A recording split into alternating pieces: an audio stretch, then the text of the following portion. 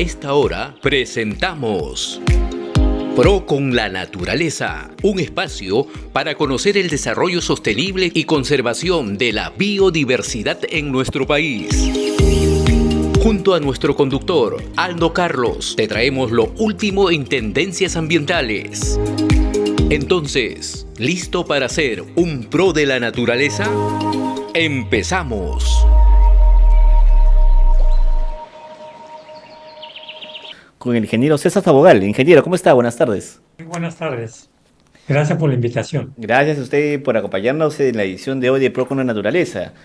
Bueno, el ingeniero Sabogal es, además de miembro de la Junta de Administración de Pro Naturaleza, es ingeniero forestal y doctor en ciencias forestales. Ha trabajado como docente en la Universidad Nacional Agraria La Molina y como investigador y funcionario para diversos organismos internacionales como el CIFOR, FAO, entre otros. Además posee una amplia trayectoria como consultor y asesor en más de una veintena de países tropicales. Es autor y coautor de más de 140 publicaciones. Es miembro de la Comisión Nacional Forestal y de Fauna Silvestre, más conocida como CONAFOR, del Consejo de Expertos de Precious Forest Foundation, con sede en Suiza, y del Consejo Directivo de la Alianza para el Manejo Forestal Responsable. Ingeniero Sabogal, quería que nos comience comentando, usted como investigador en temas forestales, ¿qué es lo que necesita nuestro país para conservar y aprovechar de manera sostenible y competitiva su recurso forestal? Es una pregunta amplia, pero quisiera focalizar en 5 puntos. Y la primera es muy humano, ¿no? El primero, mostrar, si se quiere llamar sensibilizar. Hay que visibilizar el enorme potencial que tenemos en nuestro patrimonio forestal, el patrimonio forestal y de fauna silvestre de la nación. Es todos los bosques naturales y otros ecosistemas silvestres, los suelos que albergan esos bosques, una riqueza enorme. Ustedes saben, son más de 70 millones de hectáreas y a través del tiempo, bueno, muchas veces está asociado simplemente a depredación, un mal uso, sin control, y ese es un capital enorme que hay que ponerlo en valor. Entonces, visibilizar la enorme importancia que tiene, incluso en el contexto hoy día del cambio climático y obviamente nuestra necesidad de superar pobreza y una serie de otros factores y obviamente de contribuir al desarrollo nacional. Entonces, como segundo punto, es que esa visibilización se vea reflejada en políticas, en una política de Estado que realmente vea esa proyección de cómo contribuye los bosques al desarrollo nacional y que se aplique a través de compromisos que deben cubrir muchos sectores, no solamente es el sector agrario o el subsector forestal. Esto compete a los sectores de producción, propio de infraestructura, de minas. Todos de una u otra manera también se benefician de los bosques y hay que decir que también causan lo que es el drama que tenemos con la deforestación y degradación. Hay que también que invertir en la implementación articulada a nivel nacional, regional y local, justamente de diferentes programas y planes en temas de cambio climático, incluso en restauración, en desarrollo productivo, en la competitividad. Hay que unir todo esto, hay que articular para que funcione y los bosques y los árboles puedan realmente incorporarse en el desarrollo con miras a la sostenibilidad. Entonces hay que articular esas políticas y esos programas y planes desde lo nacional hasta lo muy local, municipios. Y por último, enfocar en actuar decididamente también, no solamente en promover incentivos institucionales, de ofrecer capacitación,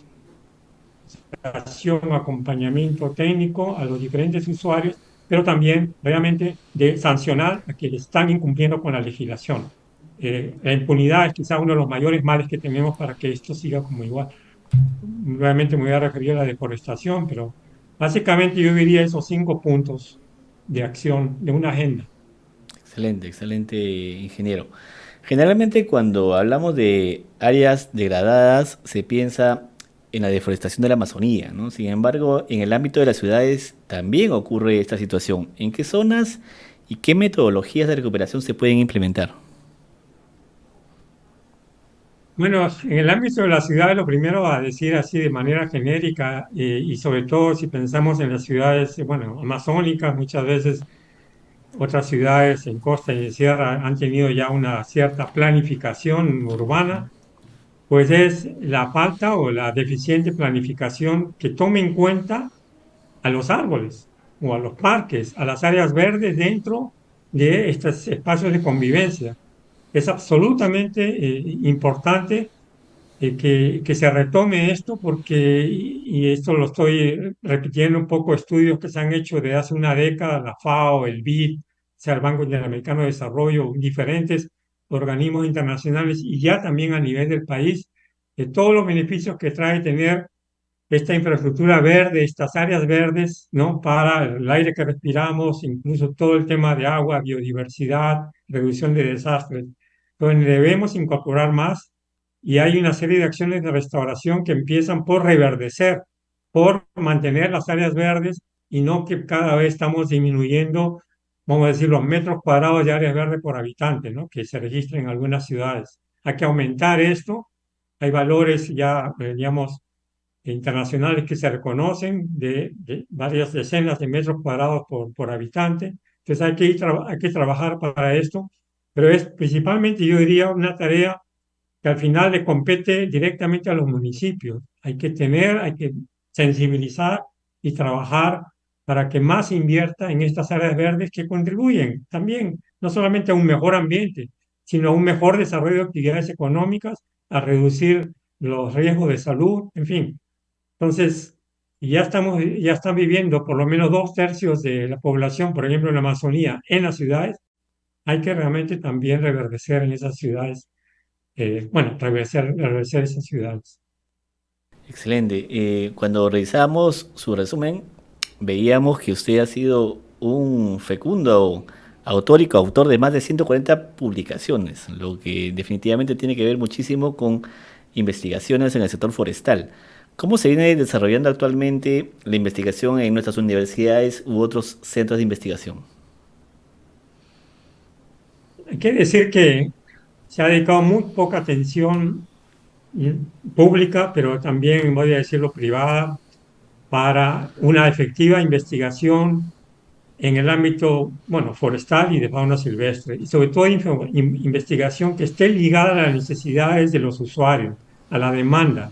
Se ha hecho investigación, primero muy aislada, no conectada entre las diferentes instituciones que hacen investigación, llámese universidades, centros de investigación, obviamente las empresas privadas, las ONGs, en fin, no ha estado articulada, hay muy dispersa y en muchos casos hay que criticar que no ha sido en función de una demanda de los usuarios.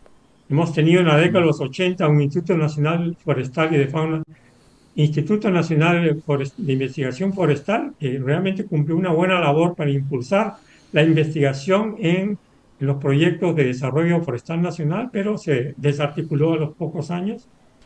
Actualmente tenemos un Plan Nacional Forestal y de Fauna Silvestre ya desde 2021, 2020, pero que no se ve realmente qué avances ha tenido. Entonces, eso cae justamente otra de las grandes fallas que hemos tenido, la falta de comunicación, de divulgación, y por esto incluso de divulgar lo que la investigación está produciendo.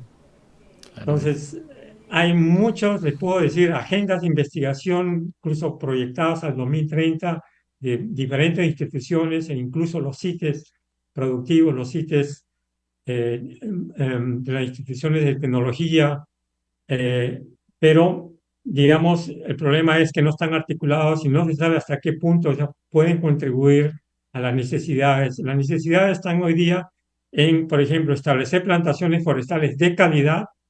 Hay que investigar especies, sitios, prácticas, mejoramiento genético, en fin, todo lo que es transformación primaria y secundaria de la madera y sobre todo incursionar en productos diferentes de la madera, que es un potencial riquísimo que puede aumentar muchísimo el valor de los bosques en pie y las economías locales en términos de los servicios ecosistémicos, los mercados, en fin.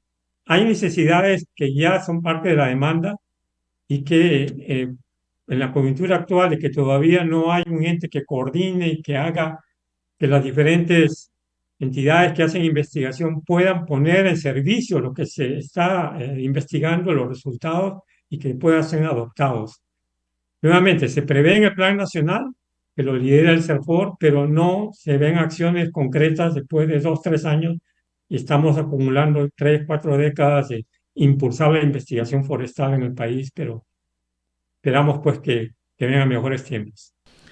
Falta entonces un mayor trabajo en ese sentido. Y si tuviéramos que hacer un benchmark, ingeniero Sabogal, ¿conoce usted experiencias o referencias de otros países acerca de aprovechamiento forestal que se puedan replicar en nuestro país? Aprovechamiento forestal es una parte, un componente en lo que es toda una gestión, o le llamamos más comúnmente el manejo forestal, manejo de bosques primarios, bosques secundarios, o digamos también en los sistemas productivos agroforestales. Entonces, así como hay aprovechamiento, hay que empezar con una buena planificación. El aprovechamiento, la silvicultura, que en realidad sería cómo aseguramos que se regenere ese recurso o se mejora su calidad y por eso su valor. Toda la parte, obviamente, de protección del recurso y el monitoreo. Entonces, manejo forestal, hay muchas experiencias relevantes para nuestro país, sea para una escala de manejo forestal, por ejemplo, en las concesiones forestales a una escala más industrial por empresas, o a la escala de los, o digamos, manejo practicado por las comunidades nativas, o manejo que se practica a muy pequeña escala por extractores o productores que muchas veces no están asociados. Y ahí es donde vienen experiencias de asociación de productores, de entrar y desarrollar cadenas productivas, de incursionar en nuevos mercados y sobre todo en las diferentes técnicas o buenas prácticas operacionales, ¿no? O sea, puedo mencionarles, mucho se repite en el caso de bosques naturales, lo que se hace en en las concesiones comunitarias en Petén, Guatemala, que ya han cumplido más de 25 años, generando riqueza para esas poblaciones comunitarias y obviamente para las regiones donde se operan en el Petén, en Guatemala, o en Brasil, buenas experiencias en concesiones y también a pequeña escala en manejo comunitario. También hay muy buenas experiencias nuevamente en Centroamérica, incluso en México y en países vecinos. Pero ahí es donde yo quisiera enfatizar, en el Perú tenemos experiencias muy importantes, de muy buen nivel, tanto en concesiones forestales por empresas que operan, por ejemplo, en Madre de Dios, tanto en comunidades nativas, ya son 2 décadas de comunidades con acompañamiento de organizaciones también no gubernamentales que vienen apoyando y que los han llevado al mercado y a desarrollar, sobre todo a diversificar el manejo del bosque. Y poco hay que decir, lamentablemente, en experiencias de asociaciones de productores que manejan, por ejemplo, en bosques locales, aunque ya están surgiendo, o de forma, digamos, en predios privados. Entonces, hay mucho de la experiencia nacional que tenemos que sistematizar y sobre todo aplicarlas para llevarlas a una mayor escala, ¿no? Y ahí podemos hablar quizá en otro momento de qué condiciones necesitamos para escalar muchas de estas experiencias que tenemos ya en el país y que incluso son referencia en otros países para que puedan masificarse. Me olvidé también incluso de restauración forestal, ¿verdad? Y en desarrollo de productos de la agrobiodiversidad, en palmeras, en fin, hay mucho que ofrecer, pero hay que darles escala y hay que ver cómo le damos esa escala. Claro que sí, claro que sí. Ingeniero, la semana pasada tuvimos aquí en el programa a Jorge Cantuarias, fundador y gerente general de Bosques Amazónicos. Sabemos que usted colaboró en una investigación para reforestación en sus campos. En nuestro país, ¿qué extensión de áreas degradadas existen que puedan ser recuperadas a través de la reforestación u otras técnicas? Sí, gracias. La experiencia de bosques amazónicos en Campo Verde es realmente un hito en términos de pionera y hay que darle todo el reconocimiento del caso por ser pionera y por aventurarse en restaurar tierras muy degradadas, degradadas por lo menos 2 o 3 décadas de explotación forestal sin control y ganadería extensiva y quemas, incendios, estableciendo plantaciones forestales de especies nativas, ¿no? Lo cual es muy importante en el contexto amazónico, que además genera una serie de beneficios económicos, ambientales. Entonces ahí sí se sistematizó esa experiencia y justamente es lo que más necesitamos divulgar, esas buenas iniciativas. Tenemos el gran espada de Damocles o lo que nos agobia más para nuestro patrimonio forestal es la deforestación y la degradación de bosques y tierras forestales, ¿no? La deforestación debemos tener acumulado mínimo 10 millones de hectáreas y ese es todo un tema, pero la degradación es un proceso que avanza y más o menos a ritmo galopante en algunas regiones del país. Y para eso ya es más difícil cuantificar cuánto tenemos, pero en 2018 el CERFOR, siguiendo una metodología que incluso se ha aplicado, desarrollado y aplicado en muchos otros países en el mundo, determinó que tenemos unas 8.2 millones de hectáreas con necesidades de restauración, es decir, de restaurar las funciones del suelo, restaurar la fertilidad del suelo y obviamente la capacidad para producir cosechas, y para que generen bosques, en fin. Pero de forma prioritaria, un poco más de 2.2 millones de hectáreas. Entonces, hoy en día tenemos una mesa nacional de restaurar hasta el 2030 algo así como 2.100.000 hectáreas. Entonces, es una tarea enorme y ahí es donde vienen los retos de cómo articular nuevamente las instancias nacional hasta local y los compromisos también nacional, local y de las comunidades y los diferentes usuarios de la tierra para una campaña de restauración. Y restauración, ojo, que hay diferentes modalidades. Se puede restaurar para, digamos, la restauración productiva para volver a recuperar la capacidad productiva de un cultivo, de un sistema natural como bosques o agroforestal. Hoy en día, la mayor parte de experiencias que tenemos en el país de restauración van justamente hacia la restauración a través de plantaciones forestales o incluso forestación, depende en áreas donde no ha habido bosque en los últimos 50 años, qué sé yo, y sistemas agroforestales. Entonces hay mucho que está avanzando en esto y el país cuenta hoy en día con una estrategia nacional de restauración de ecosistemas y tierras forestales degradadas, alineamientos que se tienen ya hace 5 años, hay manuales, pero lo que falta realmente es todo el compromiso nuevamente que alinee y que el compromiso se verifique en presupuestos, en proyectos de inversión que incorporen la restauración a nivel de las regiones, los municipios, ¿no? Así es. Nuevamente hay una serie de beneficios. El cambio climático ya nos obliga a actuar para mitigar y adaptarnos al cambio climático y la restauración juega un papel muy, muy preponderante. Incluso es una opción de muy bajo beneficio-costo dentro de las otras opciones de combatir el cambio climático. Así es, ingeniero César. Es un trabajo arduo, como usted comenta, pero seguramente perfectamente realizable uniendo esfuerzos. Muchas gracias por acompañarnos esta tarde, ingeniero. Muchas gracias también. Quiero decirle nada más que también hay ventanas hoy en día del sector forestal en donde uno puede asistir justamente a experiencias, que lo que más se necesita saber qué cosas buenas están haciendo. Son los viernes forestales, que también es un espacio muy interesante donde podían ver qué novedades que hay, qué se discute, para que al final tengamos un sector forestal competitivo, saludable y que beneficie a la población. Bueno, muchas gracias nuevamente. Excelente. Gracias a usted.